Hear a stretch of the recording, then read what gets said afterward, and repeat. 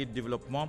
Ils entendent veiller à un meilleur ciblage des projets et une bonne maîtrise des délais. La Banque mondiale ne finance pas le processus d'enrôlement pour la carte nationale d'identité. Un démenti contre l'information relayée par le PDCI qui parle d'un financement à hauteur de 30 milliards de francs CFA. L'institution financière a produit un communiqué pour apporter des détails sur cette affaire. L'ONESI de son côté appelle les populations à participer à l'opération. Et puis le coronavirus ne doit pas toucher la Côte d'Ivoire, c'est ce qu'annonce le ministre de la Santé. À Kaoulé en mission, les directeurs régionaux et départementaux, la surveillance doit s'intensifier, le contrôle aux frontières renforcé, les centres de santé équipés. Le gouvernement ivoirien et l'Agence française de développement font le point du contrat de désendettement et de développement. Une revue sectorielle des projets du CDD pour l'année 2019.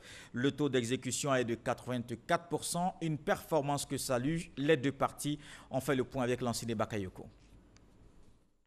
Les 7 principaux domaines inscrits au CDD sont l'agriculture et la biodiversité, les infrastructures de transport, l'éducation, la santé, l'eau et l'assainissement, la sécurité, la justice et l'état de droit. Pour cette année 2019, un peu plus de 84% des projets ont été exécutés. Des performances louables qui peuvent néanmoins être améliorées avec des réformes intégrant un meilleur ciblage des projets ainsi qu'une maîtrise efficiente des délais d'exécution. La mise en place de la réforme budgétaire qui permet de passer des logiques fondées sur les moyens à une logique axée sur les résultats, sur un horizon élargi à 3 ans, est un véritable atout pour la CDD. Elle responsabilise les ministères techniques, acteurs en charge des programmes, et donne de la profondeur de champ avec une planification à 3 ans, qui ainsi rejoint la prévisibilité des ressources du CDD. La réforme communautaire liée au régime de gestion en mode budget-programme devient donc une opportunité, un impératif auquel doivent faire face tous les acteurs en charge de la dépense publique.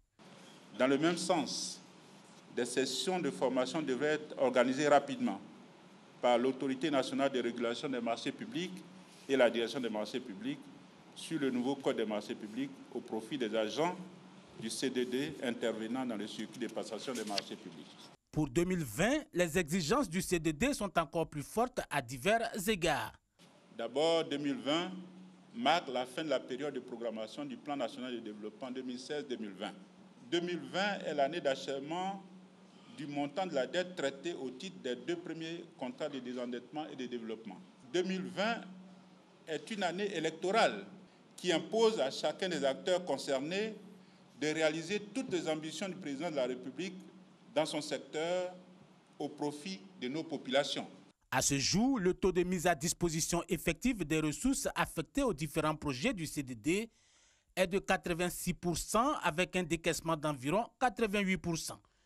Ces décaissements correspondent à 762 milliards de francs CFA, paiements effectués au profit des entreprises contractantes.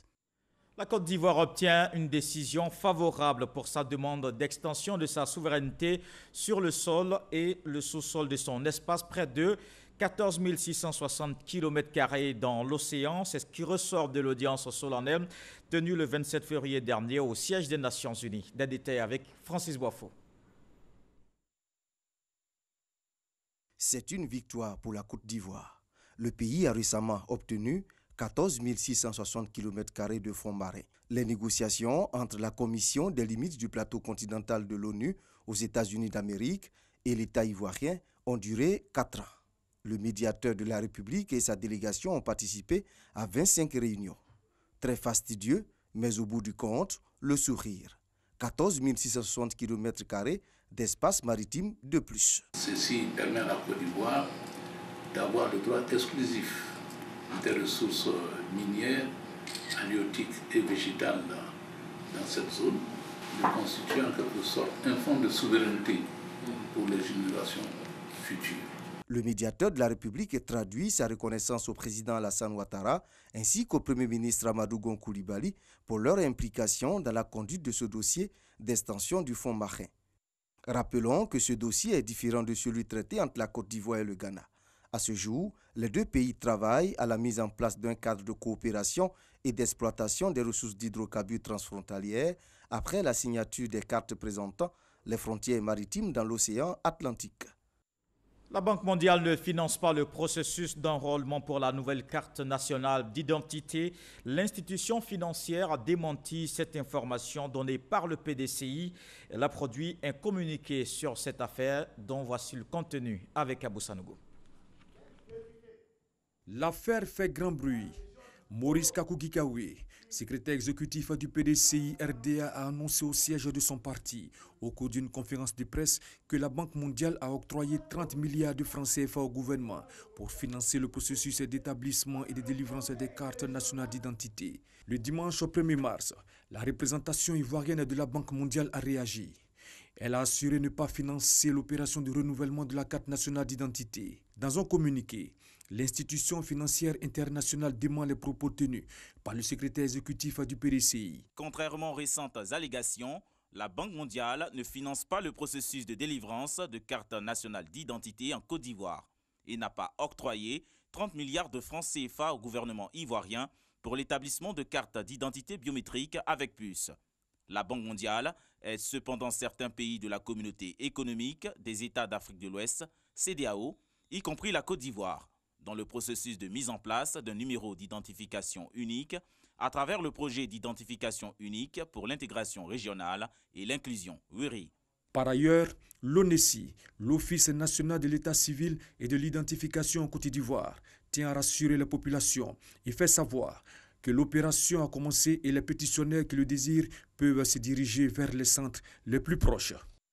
Sur le terrain, le processus d'enrôlement pour la CNI se poursuit. Le député Charles Niaouré appelle à la mobilisation. Il a rencontré les populations pour échanger sur la nécessité de ce processus de renouvellement de la carte nationale d'identité. On retrouve Abou Sanogo. La Force 2015. La Fédération des organisations républicaines pour la cohésion et l'émergence invite ses membres et les populations ivoiriennes à participer au processus d'établissement et de délivrance des cartes nationales d'identité. L'obtention de la carte nationale d'identité est, selon Charles Niaouré, un acte citoyen.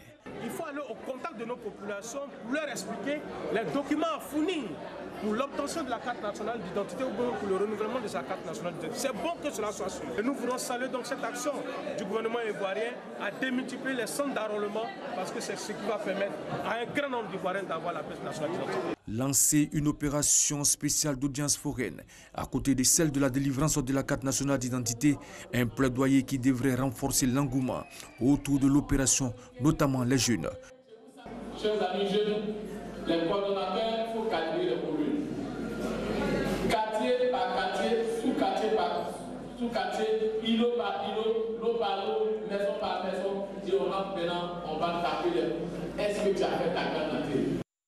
La Force 2015 annonce une campagne de sensibilisation des masses autour du processus d'établissement et de délivrance de la carte nationale d'identité dans les villes et localités du pays.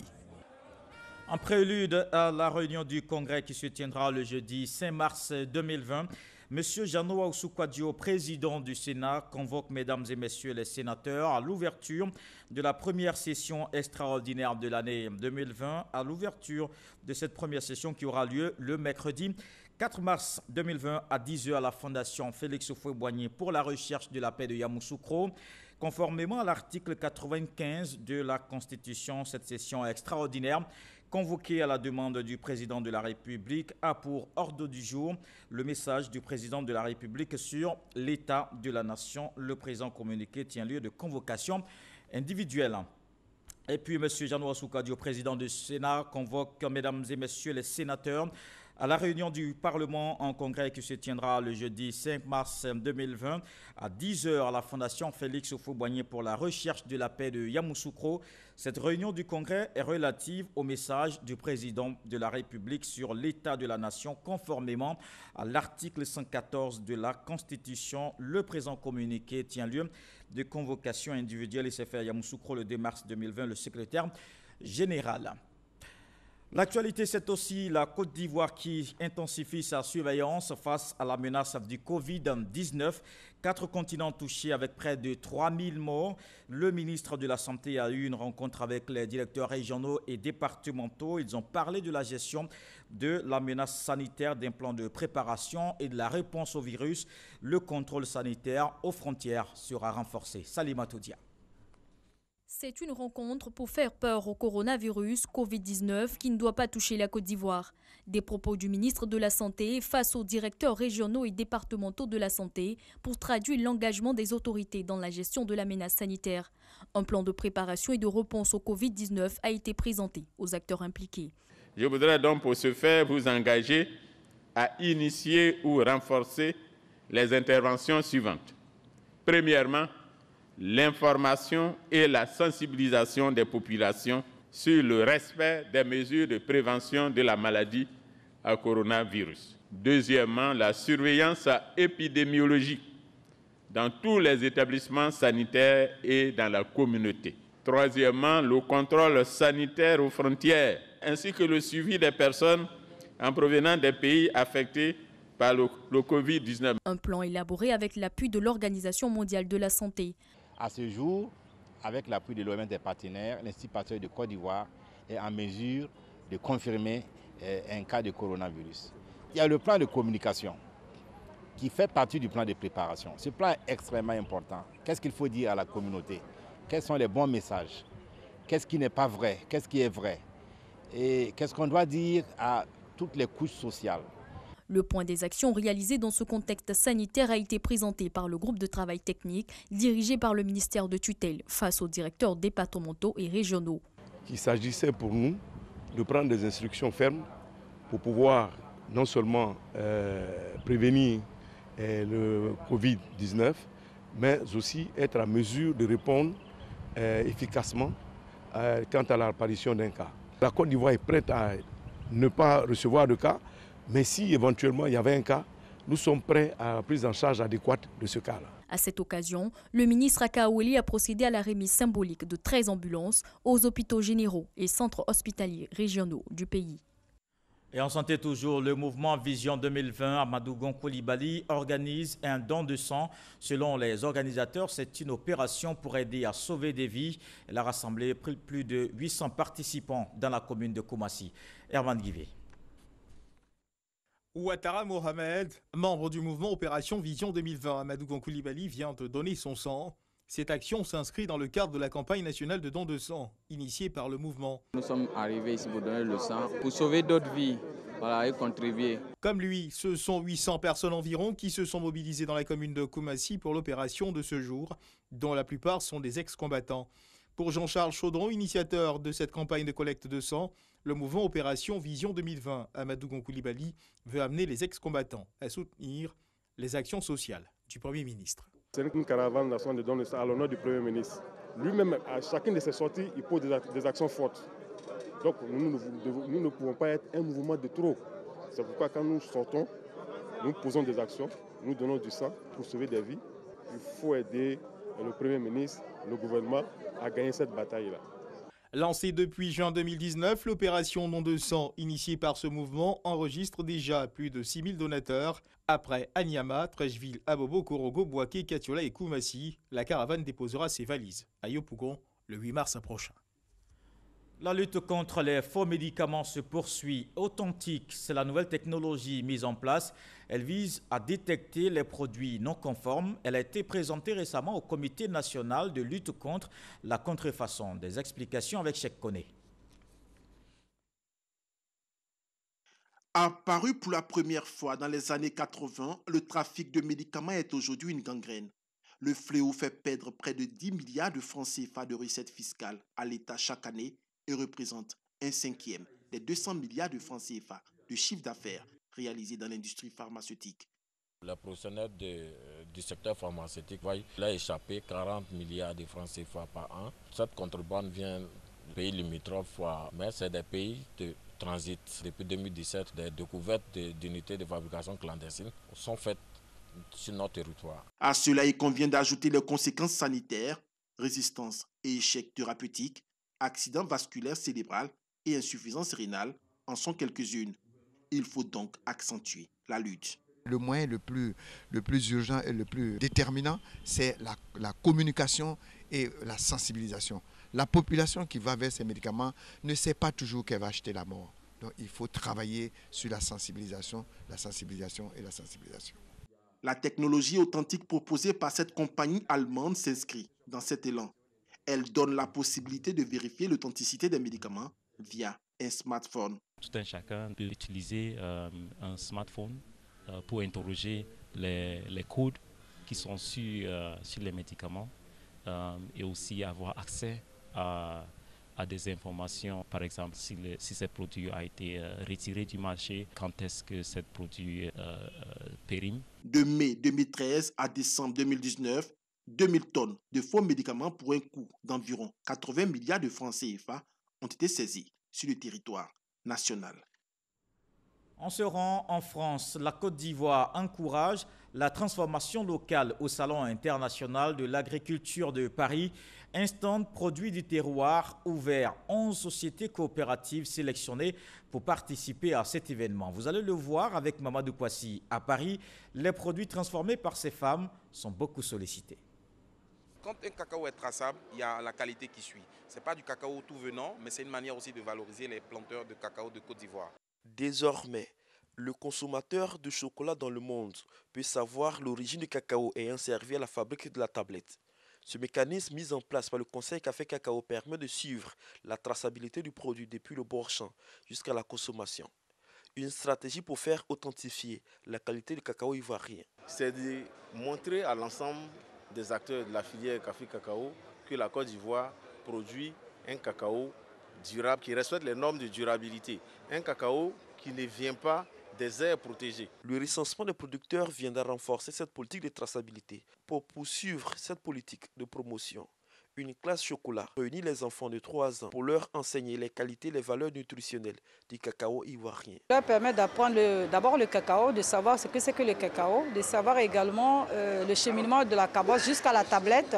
L'objectif, c'est de susciter et de faire aimer la cabosse de Côte d'Ivoire et surtout le cacao, le chocolat fait à base de la cabosse ivoirienne. Présent à cet atelier, le ministre de l'Agriculture et du Développement rural a encouragé les enfants à être des ambassadeurs du chocolat made in Côte d'Ivoire avant de rassurer l'opinion internationale. Nous parlons aujourd'hui de durabilité du cacao. Pour que le cacao soit durable, il faut aussi des gens qui apprennent aux côtés de leurs parents comment on produit le cacao. C'est comme par exemple en Europe ici, on trouve des enfants qui sont aux côtés de leurs parents dans les fermes et autres en train d'apprendre. Et nous sommes heureux quand nous venons ici, que nous faisons le constat que les gens parlent de plusieurs générations. Mais pour qu'on atteigne plusieurs générations dans le processus de production, il faut nécessairement qu'on apprenne aux enfants comment on cultive. C'est notre tradition, on ne peut pas faire autrement. Ces classes de chocolat se tiennent régulièrement lors des salons de chocolat et de l'agriculture. Une tribune de contact des enfants et du chocolat ivoirien, afin de faire d'eux de véritables ambassadeurs du chocolat de Côte d'Ivoire. Et dans l'actualité politique nationale, le président du conseil régional du Sud Comoé, à la rencontre des populations de la région Akaolé, Teta, Bonoa et Krenjabo, les peuples de ces localités ont marqué leur adhésion à la vision du vivre ensemble prônée par le RHDP. Herman Guivet. Le royaume EIV dans sa plus haute représentativité chez le président du conseil régional du Sud Comoé, Aka Awele, Nana Miesanka Couvenance, roi des EIV à la tête d'une forte délégation venue de Bonoa pour un seul message, remercier le président du conseil régional du Sud Comoé pour son soutien constant à leur côté durant les moments difficiles, mais aussi pour l'ensemble des actions de développement engagées sous son conseil à Bonoa. Une marque d'attention à laquelle Aka Awele s'est dit sensible. Énième rencontre du président du Sud Comoé avec les imams de la région, délégation conduite par Cheikh Hadiatou Sanogo, président COSIM pour le Sud Comoé, venu également remercier le président du conseil régional du Sud Comoé pour l'excellence de la collaboration qui existe entre les communautés religieuses, en particulier avec la communauté musulmane. C'est enfin au tour d'une forte délégation venue de Krenjabo, chef-lieu du royaume du Sans-Vie, venue elles aussi traduire sa reconnaissance au président du conseil régional du Sud Comoé pour les actes de développement dont elle bénéficie. Elle s'est également saisie de l'occasion pour faire une annonce. Par les actions que M. le ministre Akawole pose, Krendiabo a décidé de le suivre. En le suivant, il est RHDP. Désormais, Krendiabo est RHDP. Krendiabo est RHDP. Nous sommes venus à RHDP là. Nous-mêmes, on a décidé vraiment. Une annonce qui réjouit le président du conseil régional du Sud Comoé. Le Saint-Vi est reconnaissant de tout ce qui a été déjà fait pour le Sud Comoé. Nos parents de Krendiabo, clairvoyants, sont venus donc confirmer leur position. Notre aîné, Anoï Porte-Canne du Saint-Vi, est venu nous signifier qu'à partir de maintenant, Krendiabo adhère à 100% au RHDP. C'est un message extrêmement important que nous ferons fort de transmettre à qui des droits. Aka Awele, le président du conseil régional du Sud Comoé, entend donc renforcer son action de développement dans la région. C'est dans la convivialité que cette journée marathon s'est achevée. Et dans le nord du pays, la région du Poro prépare également l'élection présidentielle de 2020. Les coordinations départementales à la tâche sur le terrain. Le coordonnateur départemental de Korogo 2 a mis en mission les animateurs locaux du parti. Soro Corona. La coordination départementale du Rassemblement des Ofotis pour la démocratie et la paix, RHDP de Korogo 2, se prépare à investir le terrain. Pour mieux quadriller les villages et hameaux, une rencontre a réuni le coordonnateur départemental et les délégués sous-préfectoraux et communaux du RHDP. Une rencontre d'échange pour donner les feuilles de route aux délégués et recueillir leurs propositions et suggestions afin de mieux vendre les idéaux du RHDP. Nous parlons aux populations, mais quand quelqu'un d'autre vient donner un autre son de cloche, ce que nous disons, si c'est la vérité, ils vont le prendre pour de l'argent comptant. Des engagements que l'ASPR vient de prendre, ça va faire davantage que nos populations vont croire à ce que nous leur disions. C'est une gage pour la victoire du RHDP l'an 2020. Le coordonnateur départemental de Korogo 2 a exhorté ses délégués à mettre en avant le bilan du président Alassane Ouattara et de son gouvernement. Je les ai mis sur le terrain pour qu'ils travaillent nuit et jour pour parler avec la population, parce que c'est eux qui sont les généraux du quartier.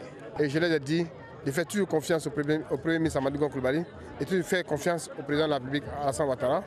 Parce que si on voit le changement actuellement en Côte d'Ivoire, c'est jamais vu. C'est la paix on cherche. Partout où on parle, c'est de la paix on parle. Qu'on a eu des élections apaisées. Cette rencontre d'échange et d'information a permis à la coordination de Korogo 2 de peaufiner sa stratégie pour la victoire du RHDP au soir du 31 octobre 2020. Pour faciliter la mobilité des délégués sous-préfectoraux et communaux, des motos ont été remises. Ici à Abidjan, le réseau des jeunes cadres du RHDP apporte sa contribution dans la vulgarisation du programme social du gouvernement. Il vient de former ses membres sur les réalisations. L'objectif est de leur permettre de comprendre le PS-Gouv afin de mieux l'expliquer aux populations. Ils ont été instruits au cours d'un atelier. Michel Digré. Le programme social du gouvernement est expliqué aux membres du réseau des jeunes cadres du RHDP. Les différents panélistes ont décortiqué la conférence de presse tenue le 20 février dernier par le Premier ministre. Une rencontre au cours de laquelle Amadou Gon Coulibaly a présenté les efforts du gouvernement pour améliorer le quotidien des Ivoiriens. Désormais, les membres du réseau des jeunes cadres du RHDP doivent relayer les impacts du PS-Gouv dans toutes les contrées du pays. Ils sont souvent sur les réseaux sociaux, il y a des fausses informations qui passent. Donc pour nous, il est question d'outiller ces jeunes-là pour aller sur le terrain et argument contre argument pour montrer qu'un travail est en train d'être fait. Donc nous souhaitons les mettre au même niveau d'information que la population et nous les envoyons en mission sur le terrain pour qu'ils aillent distiller tout ce qu'ils auront appris à travers la projection de ce film qui est en train de se passer et à travers ce que nous allons leur expliquer verbalement du discours du Premier ministre et de sa conférence de presse de la semaine dernière. Autre feuille de route donnée aux membres du réseau, sensibiliser les populations sur l'enrôlement pour l'obtention des nouvelles cartes nationales d'identité. Les leaders religieux de Bingerville prônent la cohésion sociale pour prévenir les violences en période électorale. Ces guides mènent ensemble des campagnes de sensibilisation. Ils font le tour des quartiers de la commune. La mairie vient de leur apporter son soutien pour accompagner cette initiative. Walter Amadou Ouattara. Les dernières élections municipales et régionales couplées se sont déroulées dans une atmosphère électrique à Bingerville. Au municipal, 6 candidats étaient en lice. Des contestations de résultats ont engendré la reprise du scrutin qui a vu l'élection du candidat indépendant Youssouf Doumbia. Pour prévenir pareille situation, relativement aux prochaines échéances électorales, les différentes communautés religieuses de la deuxième capitale dans l'histoire de la Côte d'Ivoire s'unissent afin de mener une campagne en vue d'élections apaisées. Tout rassemblement est mis à profit ainsi que des visites à domicile dans le but d'exhorter les populations à la consolidation de la cohésion sociale. Comme ici, dans le quartier Gbagba, le cadre des mariages religieux permet de sensibiliser des jeunes. Cette cible approuve l'initiative. En tant que jeune, j'encourage mes amis, mes confrères à pouvoir travailler ou du moins à pouvoir évoluer dans ce sens-là de réconciliation, de contribuer à la consolidation de la paix. Donc c'est cette notion, cette culture-là que toute la composante ivoirienne doit s'imprégner afin que vraiment la Côte d'Ivoire puisse aller de l'avant. Aujourd'hui, quand nous voyons dans cette dynamique dans laquelle nous nous trouvons, on ne peut que vraiment accompagner. Il ne peut pas avoir de développement sans paix. Informé de la démarche des guides religieux pour la promotion de la paix, le maire de Bingerville vient de leur remettre des cartes de carburant. Ça fait partie de notre programme social cette année 2020. Nous sommes dans une année électorale. Vraiment, les populations ont besoin de stabilité. Ces guides religieux sont ainsi dotés de 1 600 000 francs CFA de carburant par mois sur l'ensemble de l'année 2020. Nous avons déjà anticipé sur ces choses-là. Nos frères musulmans, nous sommes un. Ce qui est très capital. Notre devoir, ce n'est pas de parler de politique, c'est de dire aux Ivoiriens, à ceux qui habitent la Côte d'Ivoire, que la Côte d'Ivoire premièrement d'abord. Et de prier pour que tous ceux aussi qui dirigent ce pays aient l'Esprit de Dieu afin de faire en sorte que les Ivoiriens soient un. En Côte d'Ivoire, l'élection présidentielle est prévue pour le mois d'octobre prochain. Pour zéro violence avant, pendant et après cette échéance électorale, l'adoption de propos et comportements pour le renforcement de la cohésion entre communautés est à encourager. Je suis Afrique, c'est le titre du dernier album de Fadaldé. L'artiste a présenté ce coffret de 18 titres à la presse, l'immigration, les violences des droits des femmes, l'environnement, autant de thématiques qu'on retrouve sur ce disque, le 6e du chanteur dont nous parlent Serge Pakamdidi et Abou Sanogo. Ibrahima Kone Kalilou, connu sous le nom de Fadaldé, signe son retour sur la scène avec Je suis Afrique, le 6e album de sa carrière.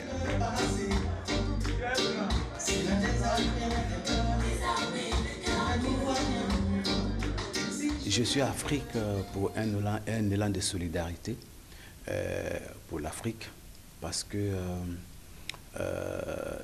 depuis le marché triangulaire, en passant par la traite négrière, l'esclavage, les déportations, les travaux forcés, voici un continent qui souffre.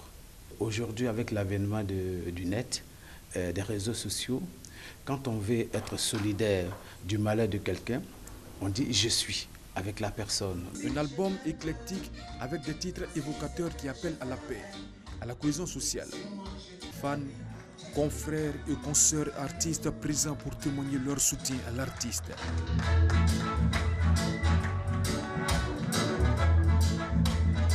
Je suis content du retour de Fadaldé sur la scène. En tout cas, j'ai écouté le son, c'est bon. 18 titres savamment orchestrés sur des notes de reggae.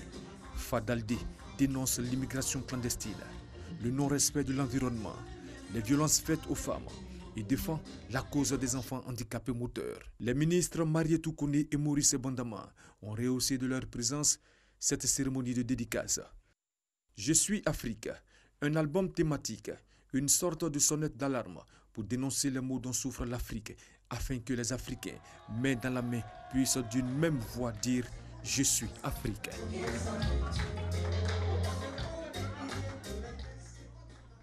Dans le reste de l'actualité en Guinée, beaucoup d'incertitudes sur l'organisation des législatives et du référendum sur le projet de nouvelle constitution. Le président Alpha Condé a annoncé vendredi dernier le report du double scrutin. L'objectif de ce report est avant tout de faire revenir l'Union africaine et la CEDEAO dans le processus. Conakry attend donc l'arrivée imminente de leurs équipes. La mission sera de vérifier le logiciel de la CENI. Le président Alpha Condé l'a bien précisé, les poids lourds de l'opposition qui ont déjà décidé de boycotter sont maintenus hors du jeu électoral. Pour l'opposant Cellou Dalein Diallo, ce report n'apaisera pas les tensions. Ce journal est terminé. Merci de l'avoir suivi. Demain, retrouvez Marine Cognan. Très bonne soirée.